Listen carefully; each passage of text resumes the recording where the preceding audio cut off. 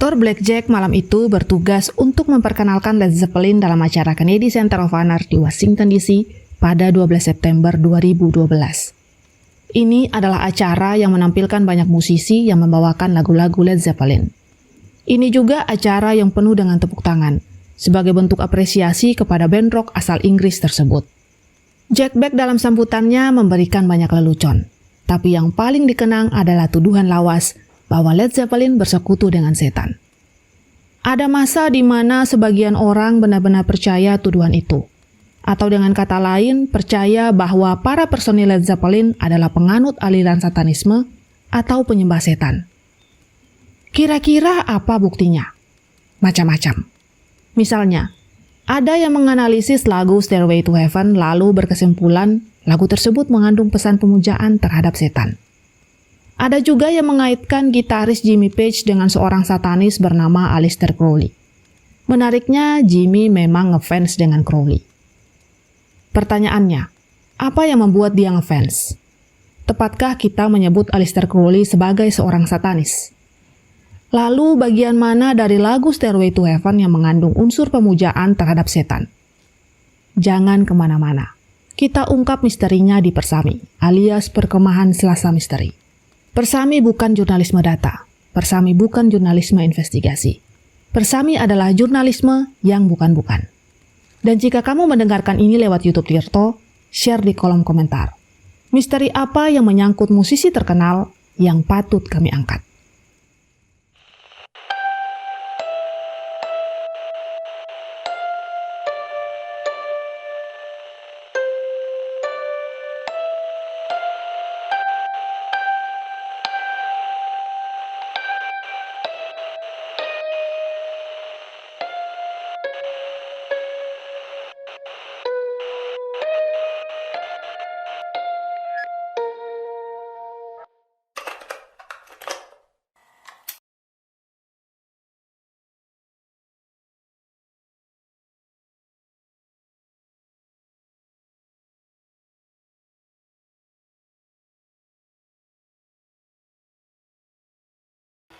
Stairway to Heaven adalah lagu yang diciptakan dan dirilis oleh Led Zeppelin pada tahun 1971.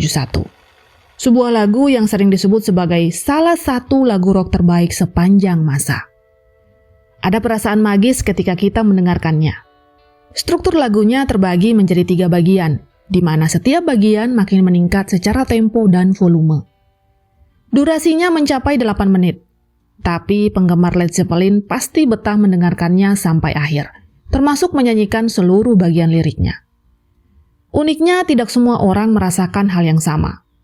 Beberapa orang justru menaruh kecurigaan, spekulasi, dan melempar tuduhan yang negatif terhadap lagu tersebut. Misalnya Paul Crouch, seorang penyiar program bernama Trinity Broadcasting Network. Pada tahun 1982, dia mengklaim bahwa banyak lagu rock yang mengandung pesan tersembunyi. Kira-kira pesan seperti apa? Eric Davis pernah menulis buku yang memuat tuduhan Paul. Di situ dijelaskan, Paul menganalisis lagu Stairway to Heaven dengan teknik memutar lagu secara terbalik, atau disebut dengan backmasking. Setelah dibalik, lagu itu akan berbunyi seperti ini.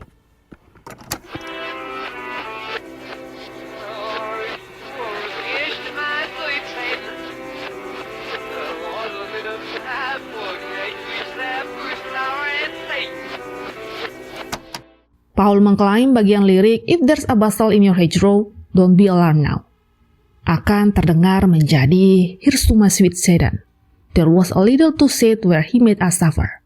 Sad Satan."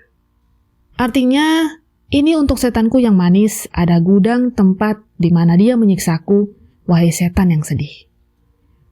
Sekali lagi, banyak yang kemudian menertawakan klaim itu.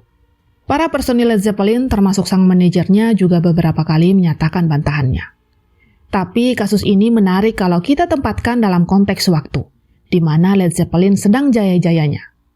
Faktanya sejak tahun 1960-an hingga 1970-an, masyarakat konservatif di Amerika Serikat masih menganggap satanisme sebagai ancaman yang nyata.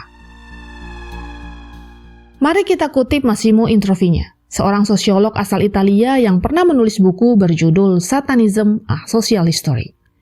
Menurutnya, pada tahun 80-an ketakutan massal terhadap satanisme menyebar mula-mula di Amerika Serikat dan Kanada, lalu berkembang ke Inggris, Australia, dan negara-negara lainnya. Jadi jangan heran kalau anggota Parlemen California saat itu sampai mengusulkan pembentukan undang-undang baru. Isinya adalah aturan yang memaksa produsen untuk menambahkan peringatan jika album yang dipasarkan mengandung lirik-lirik satanis yang tersembunyi. Tentu saja, aturan itu tidak pernah disahkan.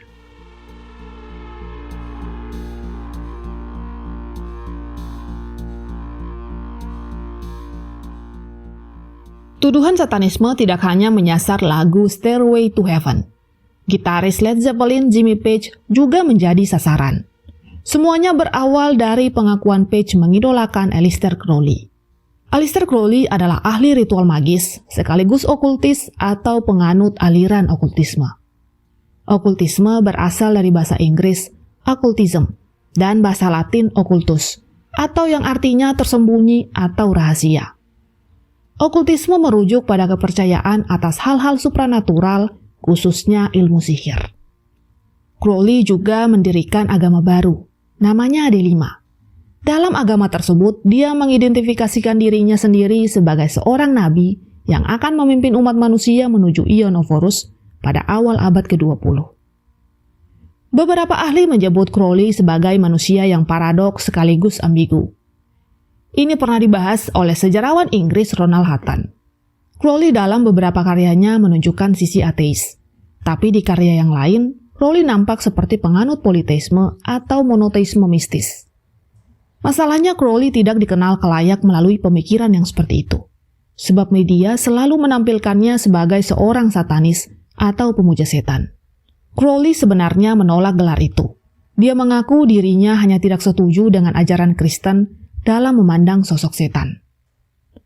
Sayangnya dia terlanjur dicap sebagai satanis. Dan barangkali bukan 100% salah media juga sih. Karena Crowley juga sering menggunakan simbol dan lambang satanisme. Misalnya, dia menyebut dirinya sebagai bintang 666. Dia juga pernah mengirimkan kartu antikristus kepada temannya. Atau dalam tulisannya, dia kadang menyebut seorang iblis yang dia beri nama Aiwas. Rumor kemudian berkembang seperti bola liar. Misalnya yang mengatakan bahwa Jimmy Page menjual jiwanya kepada iblis agar dia mendapatkan popularitas sebagai seorang rockstar. Jimmy Page menolak rumor itu. Dia menganggapnya sebagai hal yang konyol. Meski demikian, orang terus mencari benang merah antara dirinya dengan Aleister Crowley. Misalnya, Page mengaku percaya pada filosofi pembebasan ala Crowley. Dalam salah satu album piringan hitam Led Zeppelin, Page mencantumkan quote Crowley yang paling terkenal, yaitu "Do thou wilt". Artinya, lakukan apapun itu asal tidak melukai orang lain. Tidak hanya itu, Page juga membeli rumah bekas Crowley di Loch Ness, Skotlandia. Page mengatakan ada banyak hal aneh yang terjadi di rumah itu. Katanya dulu ada seorang pria yang pernah dipenggal kepalanya di sana. Kadang Page juga mendengar suara seperti sesuatu yang menggelinding. Apakah itu suara kepala korban yang menghantui si pemilik rumah? Tidak ada yang tahu pasti. Page membeli rumah itu karena didorong rasa penasaran terhadap hal-hal misterius. Sebagai salah satu pendiri Led Zeppelin, Page pernah mendeskripsikan bandnya sebagai sebuah sihir. Aku, kamu, kita seharusnya pernah merasakan sihir itu saat mendengarkan lagu-lagu Led Zeppelin. Seakan-akan band ingin mempersembahkan sesuatu yang melampaui irama musik. Begitu juga lirik yang seringkali membahas hal-hal yang di luar nalar kita. Mungkin para personel Led Zeppelin memang memiliki kepercayaan spiritual. Dan barangkali mereka hanya menjadikannya sebagai inspirasi dalam berkarya, sebagaimana yang dilakukan oleh kelompok musik lainnya. Rumor atau gosip tentang satanisme itu tampak akan terus hidup.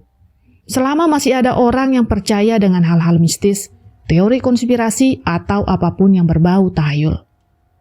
Saya Yantina, mewakili rekan kerja, pamit undur diri.